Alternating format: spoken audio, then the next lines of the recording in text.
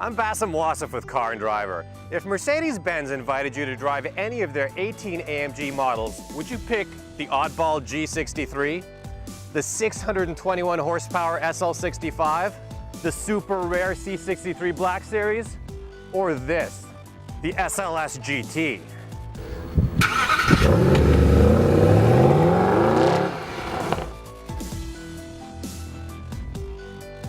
Of course I picked the SLS GT, wouldn't you?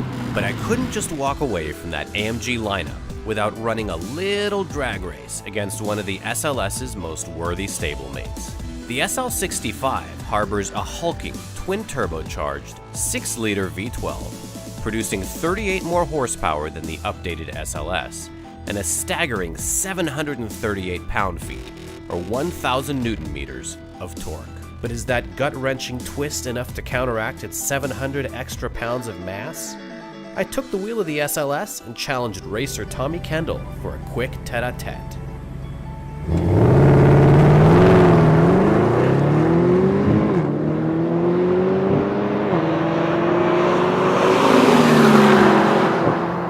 After barely edging out the SL65 by a nose, I finally had the luxury to spend some quality track time with the newest SLS.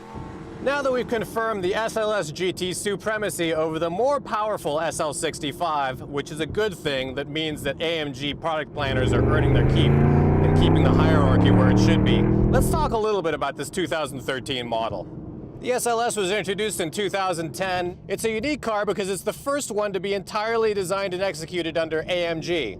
Of course, under Mercedes-Benz's watchful eye. Now that the SLS is getting on the years, it was time for a few upgrades. AMG pumped more power out of the M159 dry sump V8 that displaces 6.2 liters, gets a 20 horsepower bump to 583, torque remains the same at 479 pound-feet.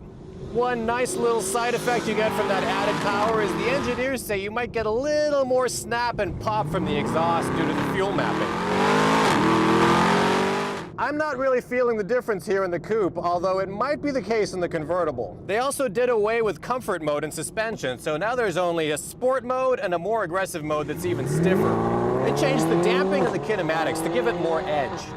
The 7-speed dual-clutch transmission has also been reprogrammed so that it responds quicker to paddle shifts, and its logic is enhanced so that it's a little bit smarter on the racetrack. It holds the revs a little bit more when you're in gear and downshifts when you need it.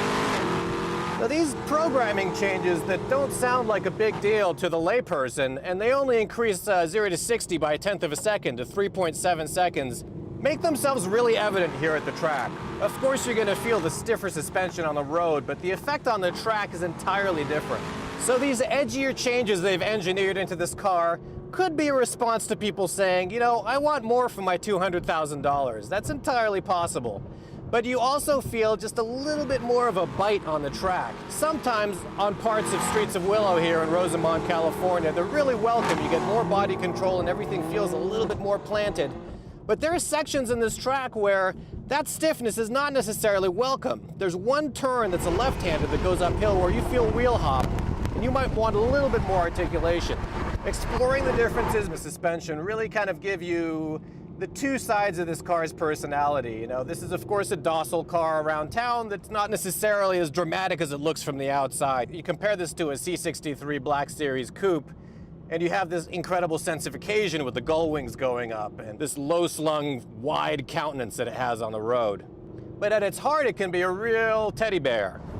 However, the changes that they've made to the suspension tuning and to the transmission programming just take it to that next level. It inches it closer to a car that makes you want to kind of drag race a little bit at stoplights and push it a little bit harder, and it gives you just a little bit more responsiveness, which is always welcome in a car at this price point. So we build up in speed here at Streets of Willow. You really find this motor is a lot of power for this size track. It's really easy to break loose those back tires and spin them. Sport handling mode gives you just enough angle of attack so that you can deliberately oversteer without completely losing control. It's this higher speed stuff that separates the boys from the men. It makes you really appreciate the things that have been engineered into this car. You know, the chassis is incredibly tight. And you especially feel that with the Coupe because you miss those lovely engine sounds, but everything feels so glued down. Lots of fun at the limit. So we all like to imagine, what would we do if we won the lottery? What would we do if we could afford these expensive cars that we get to test? And frankly, I would want this car to have more bite. You're paying nearly $250,000 for a vehicle that is a purely discretionary income purchase. This is not a daily driver that is your only car. This is probably one of 7, 8, 10 cars in your garage that you're gonna pick on any given day for whatever mood strikes you. And you want that experience to be as satisfying as possible. That you definitely get. Of course, this was the top dog in the AMG lineup for quite some time now, but with the Black Series coming up, I can't wait to see what that feels like.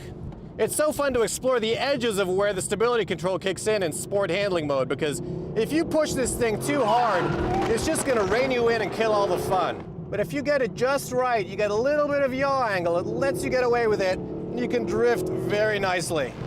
So fun to drift. I'm loving that this transmission is more responsive to paddle shifter inputs. I'm loving that it shifts quicker. We really needed this with this dual clutch transmission. Gives it a little more character and a little bit more satisfaction in terms of what's going on up here and how you're putting it on the road. For the 2013 model year, you do get a little more satisfaction out of this car. You know, that incremental power bump, the tighter suspension, the quicker shifts. However, I cannot wait to drive the SLS Black Series with 622 horsepower and something a lot closer to race car suspension. That will be a blast. Not that we're suffering here this sunny afternoon in Rosamond. You've got a dwindling number of naturally aspirated engines remaining in the AMG lineup. Of course, you've got this great M159 dry sump V8. You've got the SLK 55 engine, and you've got the C63 and C63 Black Series engine. Turbochargers do their job so well. They're efficient, they're quiet, they've got a high specific output. You can get away with lower displacements that reduces fuel consumption. But there's also a little bit of visceral magic lost in a turbocharged engine. I mean, that's why BMW started piping engine sounds into their cars, which is what makes the 6.2-liter V8 in this SLS GT so uniquely enjoyable. It's got just a natural, visceral appeal to it. The sounds are unbelievable, especially in the Roadster version with the top down. And you just get the feeling like this car will not come around the same way when it goes into its second generation. There's no doubt that they'll pump more power and more torque out of these engines with turbochargers, but there's something we're gonna miss about this naturally aspirated experience. What the SLS GT really signifies is something special, you know. It's certainly the flagship in the AMG lineup, and keeping the SLS how it is as a flagship, not necessarily the most powerful car in the lineup, but definitely the most iconic, says something about AMG's priorities. It's about the gull-wing doors, it's about the naturally aspirated engine, it's about the quicker transmission. And all of that proves that the bean counters don't necessarily always win in big car companies. And we're glad to see that AMG is still run from a performance enthusiast bent. For Car and Driver, I'm Bassem Wassef. Thanks for watching.